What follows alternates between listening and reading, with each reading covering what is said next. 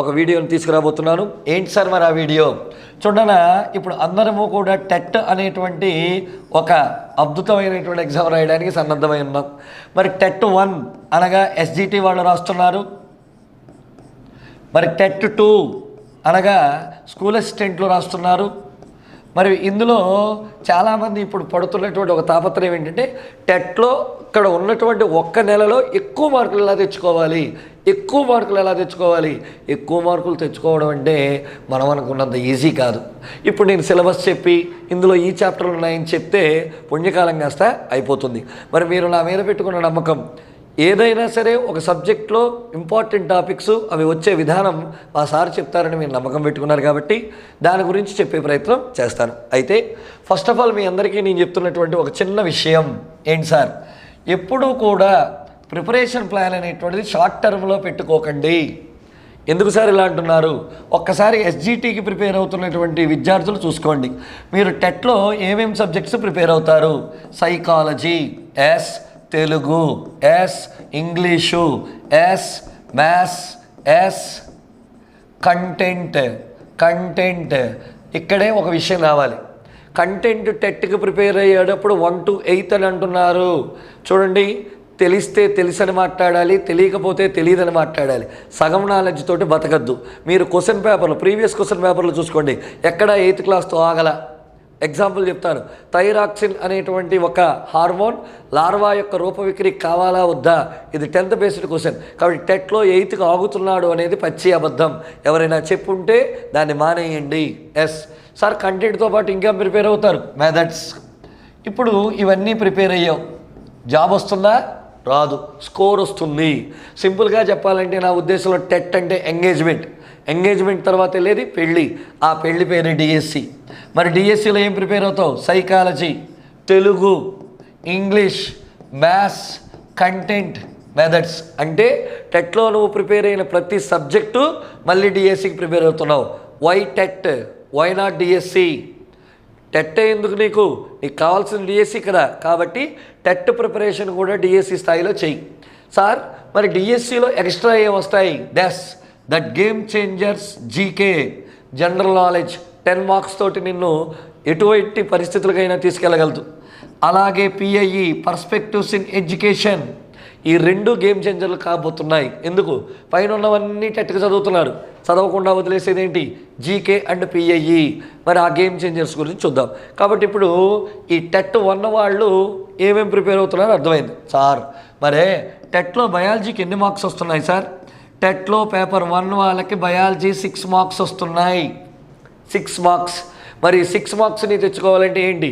ఇప్పుడు నేను సిలబస్ అంతా చెప్పి నిన్ను ఇబ్బంది పెట్టే ప్రయత్నం చేయను. నేను చెప్పే గన్ షాట్ చాప్టర్స్ చదువు, నీకు 4 to 5 మార్క్స్ అంటే 85 to 90% వచ్చే అవకాశం ఉంటుంది. మరి ఆ చాప్టర్స్ని చూద్దాం. ఏంటి సార్ అంత నమ్మకం మీకు వాటి మీద? ఎప్పుడైనా కష్టపడితే కానీ ఫలితం రాదు. అదేంటి సార్ అలా అన్నారు? ఒక 10 సంవత్సరాల ప్రీవియస్ క్వశ్చన్ పేపర్లని, టెట్ జరుగుతున్నటువంటి 10 సంవత్సరాల ప్రీవియస్ పేపర్లని తీసుకుని బ్లూ ప్రింట్గా మార్చి మీ ముందుకు తీసుకురాబోతున్నాను.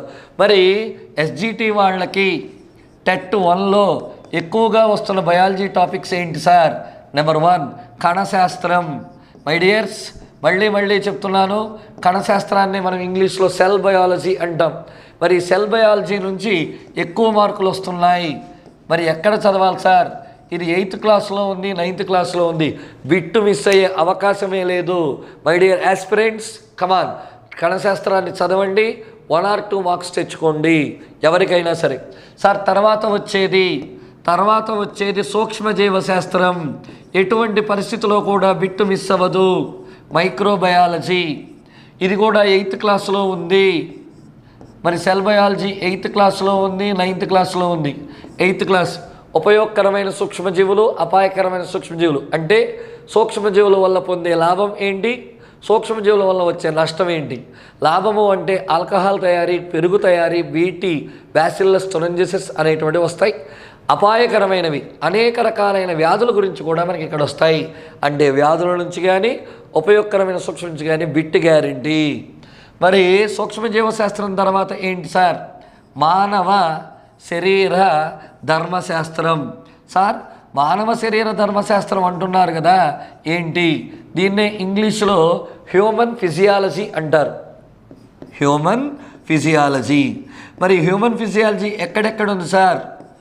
మారిన కొత్త పుస్తకాలలో హ్యూమన్ ఫిజియాలజీ అనేది 5th, 6th, 7th, 8th, 9th, 10th ఉంది. ఊరుకోండి సార్, నెలలో ఇక్కడ ఇవన్నీ ఎక్కడ చదివేస్తాం? అందుకేగా నేను వచ్చింది. ఇవన్నీ పుస్తకాల్లో ఉన్నాయన్నాను, అన్నీ చదవమన్నానా? మరి మెయిన్ టార్గెట్ నువ్వు చూసుకోవాల్సింది మానవ శరీర ధర్మశాస్త్రంలో పోషణ. సార్ పోషణ అంటే ఏంటి? న్యూట్రిషన్, విటమిన్లు, మినరల్స్, బిట్ గ్యారంటీ. జీర్ణక్రియ 100% బిట్ గ్యారంటీ. ఆహారం ఎలా తీసుకుంటున్నావు, ఆహారం పదార్థం ఎలా మారుతుంది, ఎంత సమయం ఉంటుంది, వచ్చే వ్యాధులు ఇవన్నీ కూడా వస్తూ ఉంటాయి. పోషణ, జీర్ణక్రియ. దీని తర్వాత వచ్చేది శ్వాసక్రియ. శ్వాసక్రియ నుంచి కూడా బిట్టు అడుగుతున్నాడు, శ్వాసక్రియ నుంచి కూడా. మరి ఇక నెక్స్ట్ మనం చూడవలసింది శ్వాసక్రియ తర్వాత, మరి శ్వాసక్రియ తర్వాత చూడవలసింది రక్త ప్రసరణ వ్యవస్థ. రక్త ప్రసరణ వ్యవస్థలో ఏం అడుగుతున్నాడు సార్?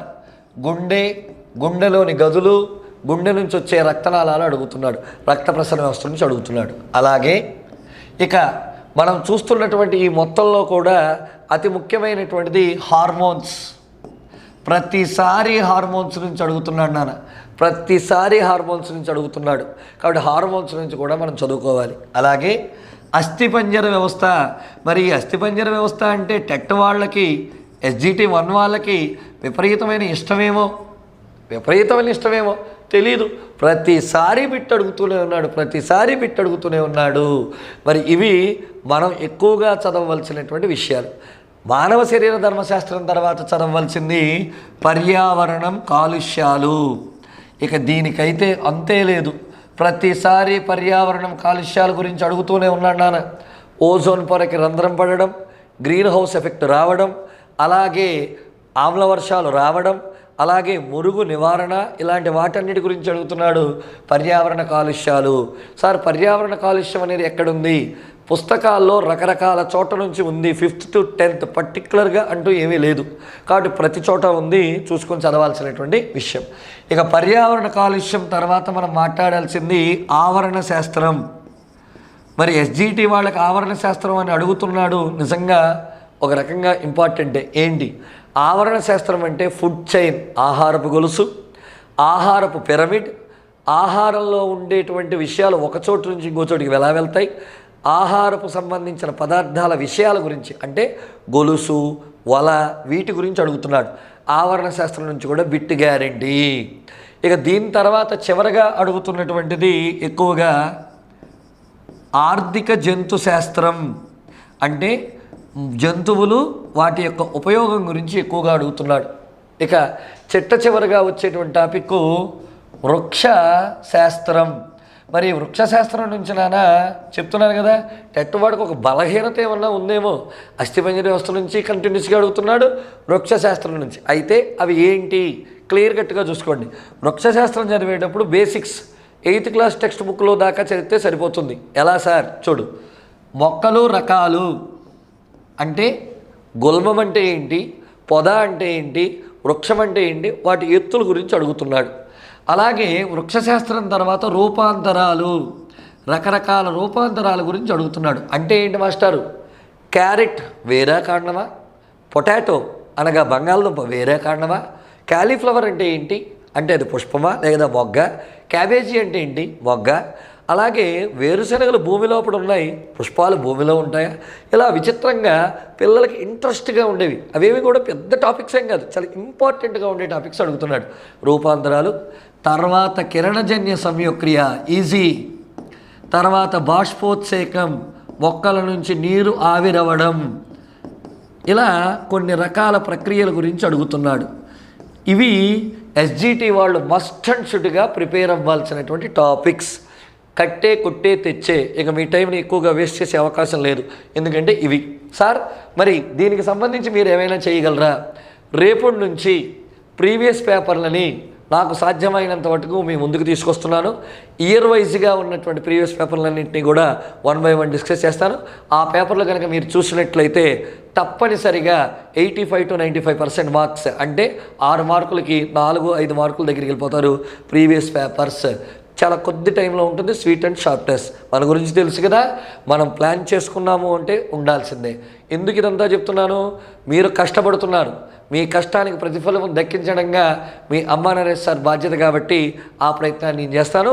రేపు ప్రీవియస్ పేపర్ల వీడియోతోటి మీ ముందుకు వస్తున్నాను. అయితే మీ ప్రయత్నం అనేటువంటిది నాకు తెలుసు. ఈ ఒక్క వీడియోతోటి 5,000 సబ్స్క్రైబర్లు తీసుకొచ్చిన మీరు దీన్ని ఇంకా ముందుకు తీసుకెళ్తారు. మరి మీ స్నేహితులందరికీ కూడా దీన్ని ఫార్వర్డ్ చేయండి. ఛానల్ని సబ్స్క్రైబ్ చేసుకుని లైక్ చేయండి. మరి రేపొద్దున ప్రీవియస్ పేపర్లతోటి మీ ముందుకు వస్తాను. మీ అమ్మ నరేష్.